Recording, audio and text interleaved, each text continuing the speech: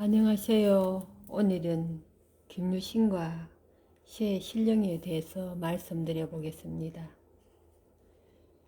어느 날 김서현의 집에서 갓난 아기의 울음소리가 우렁차게 울려 퍼졌으며 각간 어른의 아들이 태어났답니다.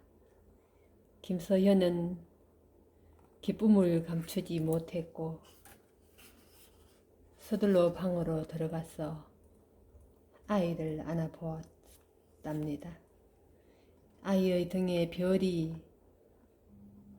그려져 있어 김서연의 부인은 깜짝 놀라 아이의 등을 보았는데 별자리처럼 7개의 점이 있었지요. 이 아이는 북두칠성의 기운을 타고났나보. 앞으로 큰 인물이 될 것 같구려. 이 아이가 바로 김춘추와 함께 삼국을 통일한 김유신이랍니다. 김유신은 어려서부터 부지런히 무예를 익혀 화랑이 되었어요. 총명하고 용맹한 김유신을 여러 화랑이 따르며 좋아했지요. 그 가운데 백석이라는 화랑도 있었어요. 김유신과 백석은 서로 잘 맞아서 아주 친하게 지냈답니다. 그 무렵 김유신은 삼국 통일을 이루고자 고민하고 있었는데 그때 백석이 다가와 말했답니다. 고구려와 백제를 무너뜨리려면 먼저 그 나라의 사정에 대해 잘 알아야 할 것이며 나와 함께 두 나라에 몰래 들어가 살펴보니 그것이 어떻겠느냐고. 김유신은 좋은 생각이라고 여겨서 같이 떠나기로 했어요. 김유신과 백석은 밤길을 걷고 또 걸어 고개 위에 이르렀어 잠시 쉬었다 갑니다.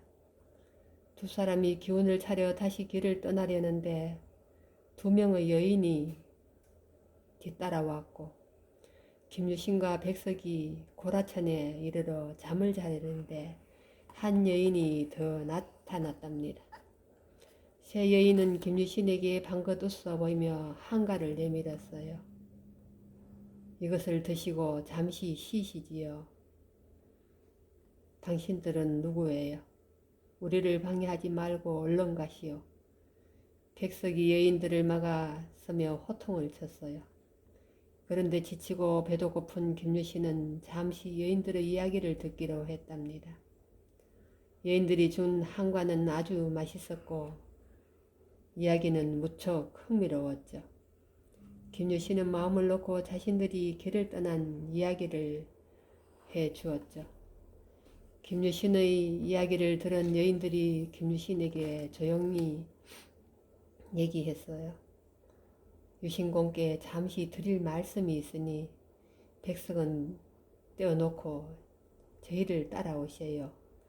김유신은 백석이 모닥불을 살피는 사이 몰래 여인들을 따라 숲속으로 들어갔는데 여인들은 점점 깊은 숲으로 들어갔어. 도대체 어디로 가는 거예요? 조금만 더 가면 됩니다. 갑자기 여인들이 뒤따라오던 김유신을 향해 돌아서서 여인들의 몸에서 신비한 빛이 비치면서 사방이 고요해졌는데 새 여인은 신령으로 변했답니다. 깜짝 놀란 김유신이 털썩 주저앉았어. 놀라지 마라.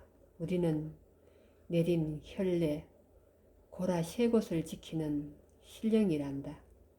너와 함께 가는 저자는 적국의 첩자이니 너가 위험에 빠지기 전에 알려주러 온 것이니 지금 당장 집으로 돌아가도록 해라. 말을 마치자마자 새 신령은 사라져 버렸어요. 김유신은 한참 뒤에야 정신을 차렸는데 새 신령이 나를 구해주기 위해 나타났구나 생각하고 있던 곳을 향해 절을 2번 하고 숲을 빠져나왔답니다. 어디를 갔다 온 것입니까? 시간이 많이 지나버렸으니 어서 빨리 출발해야겠죠. 백석은 벌써 짐을 다 꾸려 놓았는데 2사람은 고라관이라는 곳에 묵기로 했어요. 이런, 내가 아주 중요한 문서를 놓고 왔는데 다른 나라를 살피려면 반드시 필요한 것이요. 김유신은 백석에게 다시 집으로 가자고 했고,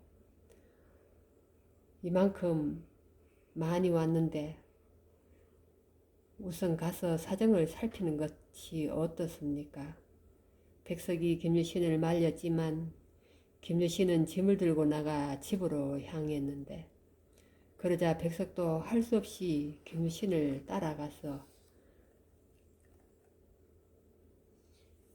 집에 도착하자마자 김유신이 소리쳤죠. 여봐라, 당장 이자를 묶어라. 하인들이 우르르 몰려들어 백석을 꽁꽁 묶었는데, 유신공, 갑자기 왜 이러십니까? 너 이놈, 어디서 온 첩자인지 말해 보아라. 김유신이 엄한 목소리로 꾸짖었어요. 발버둥 치며 버티던 백석이 겨우 입을 열었는데, 나는 고구려 사람입니다. 나에게 무슨 생각으로 접근한 것이냐.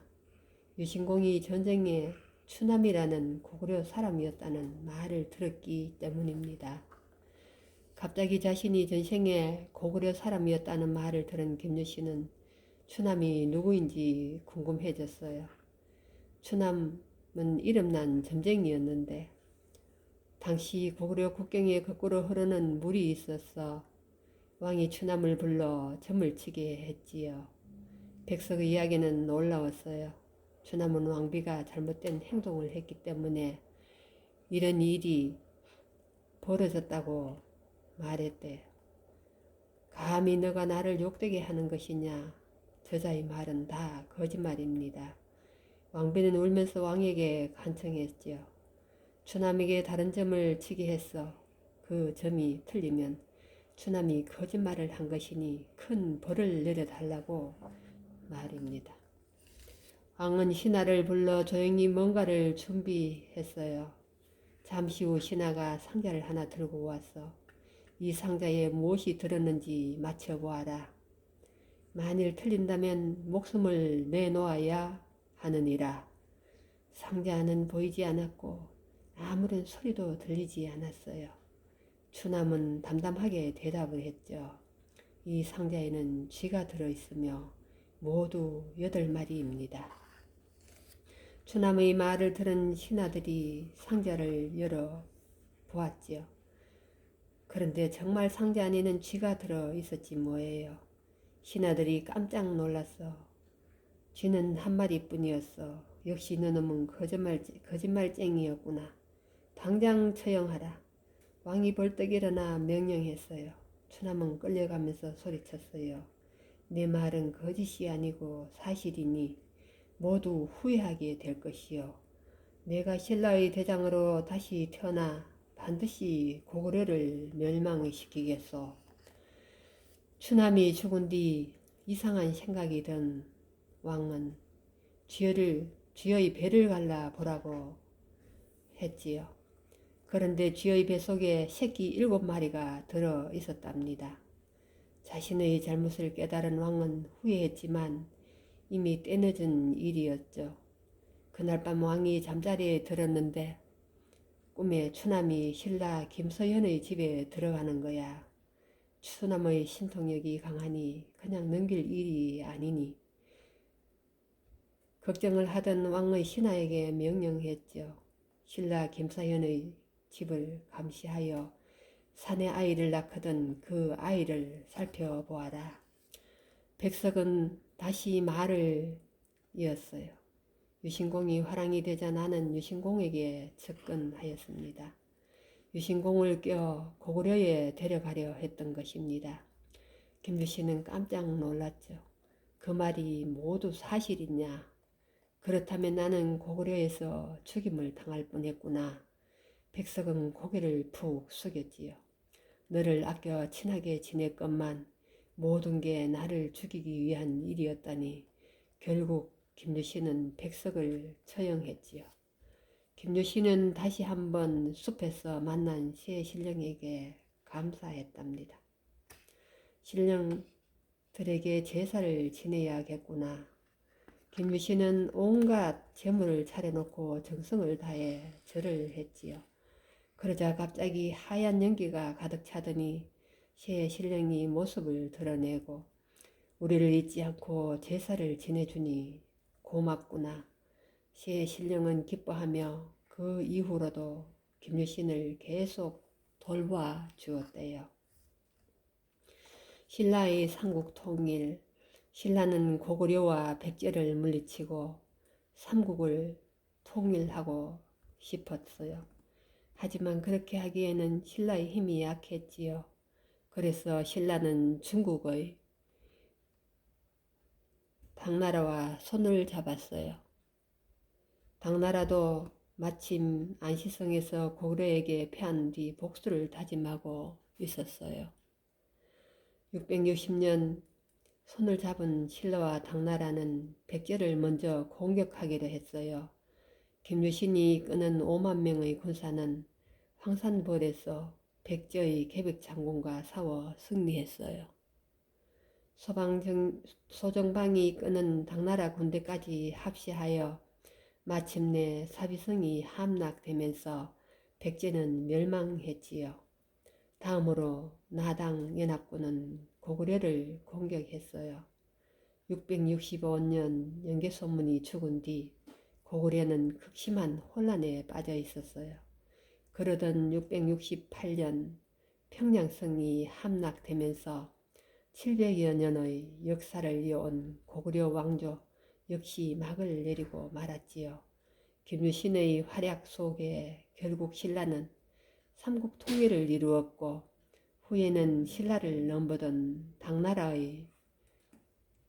전투를 벌여 당나라까지 물리쳤답니다.